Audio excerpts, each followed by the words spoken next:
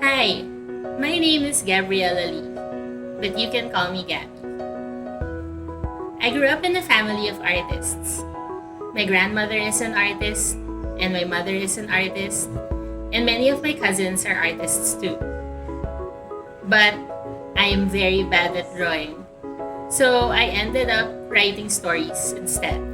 When I was 17, I wrote my first children's book. It was with my mom, and it was titled Laon and the Seven-Headed Dragon. I wrote the words, and she drew the pictures. It was also that time when I decided that I wanted to be a writer. I was also very lucky that the jobs I had after I graduated from college had something to do with writing. So even after I left school, I was still learning things about storytelling. Now that I'm a teacher and I'm teaching writing, I like to think that I'm still learning how to tell new stories. Hi, I'm Adrian Panadero. I'm an illustrator and graphic designer. As a creative, I can get to enjoy the best of both worlds because as a graphic designer, I can get to work with different projects and people, but as an illustrator, I can really play with my imagination and creativity when making children's books. My creative process is still in development, but I do enjoy working on themes relating to Philippine culture, history, and our heritage. I enjoy unearthing stories from the past and retelling them so that they're more relevant and enjoyable today. Speaking of history, in 2017, I released my first book called Intramuros, The Walled City. It's a cut-and-build book, and it was released by Tahanan Books. But now, we're sharing to you CELY'S CROCODILE, and it's the first picture book that I've worked on. It's a story about the life of one of the Philippines' foremost painters, Araceli Limcaco. I was very excited when I learned that the PBBY-Salanga was opening up the contest to biographies written for children. I knew that I wanted to write about my grandmother because I wanted to honor her legacy as a female visual artist. It was very important to me that her story as a young artist was told. And I think it shows how powerful art can be during times of crises. We grew up knowing her stories about the war and how that became part of her identity as an artist. She always emphasized that pursuing art was not just about a hobby or about talent, but about purpose. I wanted those ideas to be part of the story that I was telling. Aside from talking to my lola, I also talked to my mom. I also read the short biography that was written about Lola by her friend, Leonor Orosa Gokingo. I did a bit of research as well to make sure that I got the details right, like the dates, the names, and the places. I actually kept the story secret from my family because I was so sure I wouldn't win. So it was a bit of a surprise that I won, and of course I told my lola about it. She was very proud. So my work for CELY'S CROCODILE was originally my entries to the PBBY-Alcala Prize, one of the most important awards for illustrators in the Philippines. Ever since I told myself that eventually I will submit, but little did I know that it would be last year in 2019, because when I saw the call for submissions, it was just a week before the deadline. So I seriously doubted if I should submit. I didn't want to rush anything in my process. But then my gut told me to just submit because I really was fascinated by the work of Araceli Dansk. She's famous for her work depicting Philippine lace called cariado. There were very fine and intricate details, and I was entranced by her work even when I was still studying in school. So I did submit even if it was a very tight deadline. I wouldn't suggest that to anyone, but at the end of the day, I was very happy and very grateful to have been awarded the responsibility and honor to bring the story by Gabriela to life. I was very thankful that Tahanan Books won the bid for my story. The revision process with Rennie and Franny was very eye-opening because they took such good care of my work. I went through several versions of the story to make it better for readers.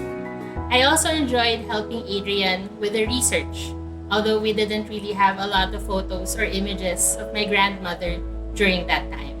Looking at Adrian's illustrations made me feel very pleased about his interpretation of the story, and also that he was able to grasp the metaphors that I included in the story.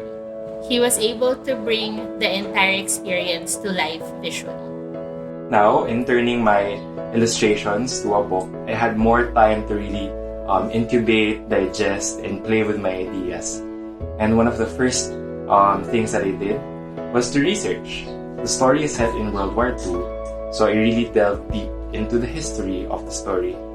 I really scoured for resources from the time, such as historical accounts, images, and documents.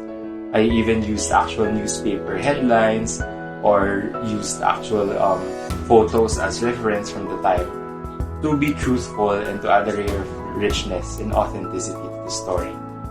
However, what I also enjoyed was deconstructing those references and making them a bit more magical, a bit more story-like. And this was also my effort in trying to pay respect to the work of Araceli Dansk. People say that her work is about taking the everyday and breathing a certain magic and life into it. So I wanted to take that idea and apply it in my own work as well.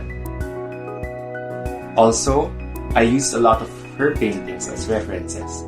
I really plucked certain details and elements from her work and tried to sprinkle it all over the book so that people who may be familiar to her work may see those little winks and Easter eggs that I placed all throughout the story just to pay respect to her artistry.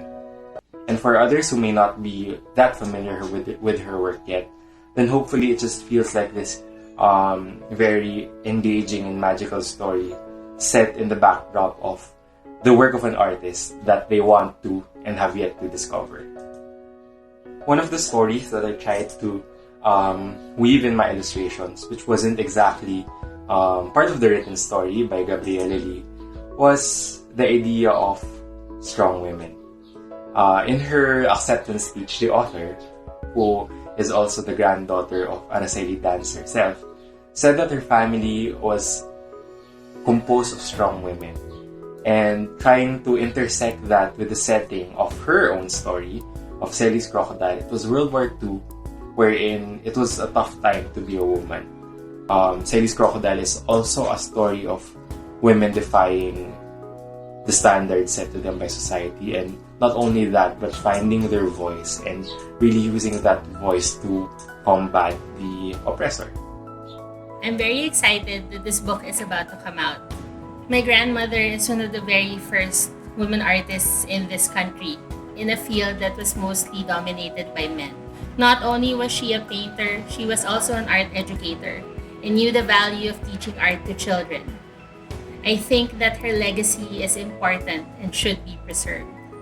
I'm feeling very relieved and fulfilled and also excited to be releasing CELY'S Crocodile soon. There's just a certain joy in releasing something that you've been working on for quite some time for the whole world to see. Since earlier this year, I've been working on it, and it was sort of my baby. It was just me who saw it and a few people from Tahanan Books. So now I'm very excited to be releasing it for all our readers to enjoy. I hope that readers will see that children can be passionate about things and that they should be encouraged by their parents. I also think that this story can encourage young artists to pursue their passion and find their purpose in their art. Practicing art is not a hobby, but a strength and should be nurtured. And finally, I think that knowing our grandparents' stories still impact who we are today. What happened in the past still affects our present.